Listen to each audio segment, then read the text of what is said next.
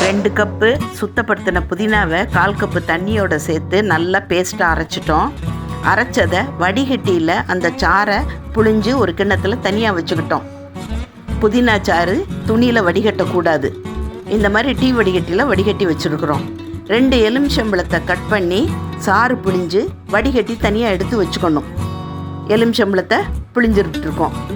1 cup சுகருக்கு 1/2 cup தண்ணி ஊற்றி அதை கொதிக்க வைக்கணும். அதோட 1 டீஸ்பூன் வறுத்த ஜீரகத்தூள், 1 டீஸ்பூன் பிளாக் சால்ட்டு சேர்த்துருக்கோம். ஒரு கொதி வந்த உடனே புதினா சாறு நம்ம வடிகட்டி வச்சுருக்கோம்ல, அதை சேர்த்துறணும்.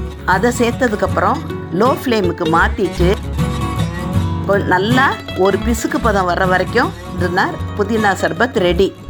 ஆறுனதுக்கப்புறமேலு எலுமிச்சம்பழச்சாறை சேர்த்துறணும். ஒரு டம்ளரில் 1/4 அளவுக்கு இந்த சர்பத் ஊற்றிட்டு தண்ணியோ சோடாவோ சேர்த்தால் புதினா சர்பத் ரெடி.